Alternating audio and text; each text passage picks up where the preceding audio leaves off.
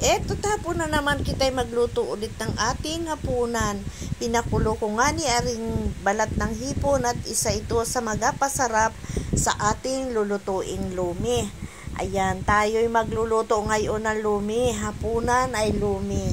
Ayan ang mga panahog na aking inihanda sa aking pagluluto ng lumi. Itong noodles na ito ay aking pinakuluan. Nagpakulo ako ng tubig at inilagay ko ang noodles para mawala yung unang katas. Dahil kadalasan sa ganitong noodles po ay mapait kapag hindi natin binuhusan o pinakuluan ng mainit na tubig. Dapat po ay talagang ating apakuluan tsaka natin hugasan ng panibago bago natin siya iluto. At ito nga ay ako'y nagkanaw ng itlog, nagdurog ako ng itlog. At ito yung dahon ng sibuyas. Meron din akong binalatang hipon. At ito yung pinakulo ko kanina. Balat ng hipon at saka yung katas ng manok na aking hinimay. Ayan, katas niyang manok na aking hinimay na panghasaw din sa ating lumi. At ako'y meron dito 2 cubes na hipon din. Ayan. At meron diyang sibuyas bawang. At meron akong pampalapot dyan yung cornstarch. Yan. Bilang pampalapot sa ating lumi. Ito naman ay oyster sauce. Isa rin pampasarap. At ito naman ay konting asukal. Optional ang asukal. Kung ayaw nyo ng medyo matamis, huwag kayong maglagay. Ako kasi gusto ko medyo may tamis yung aking lumi. Kaya ako naglagay niyang asukal. Pero kadalasan alam ko talaga medyo matamis ang lumi. Ayan. At ito na nga ni ay aking ginisa na ang sibuyas bawang sa mainit ng mantika. Ayan. Gisahin natin.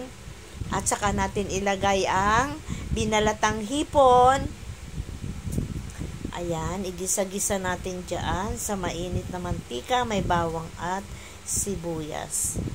Gisa-gisahin lang natin.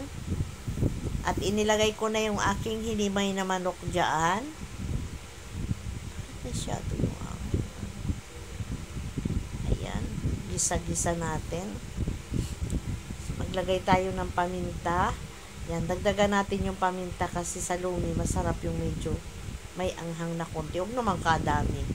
Yung tama lang. Ang may malalasahan lang na paminta. At inilagay ko na nga yung pinagpakuluan ng balat ng hipon at pinagpakuluan ng manok dyan.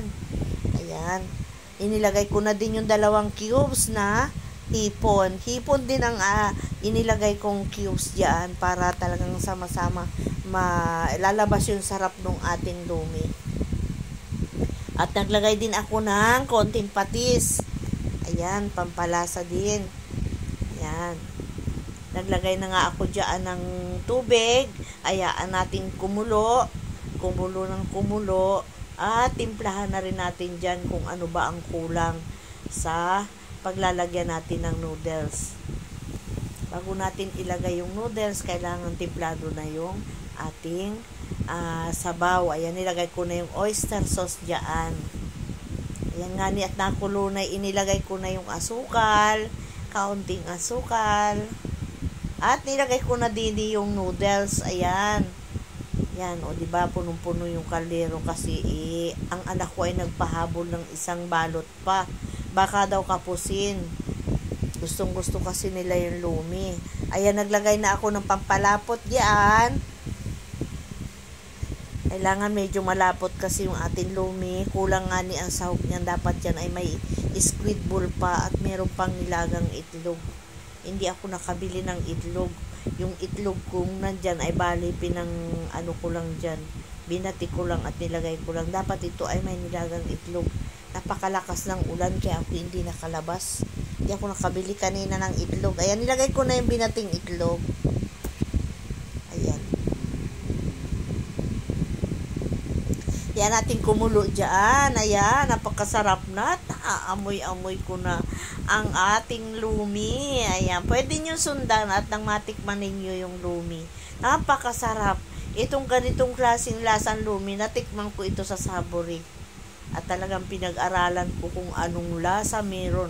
Kung papaano ko titemplahin yung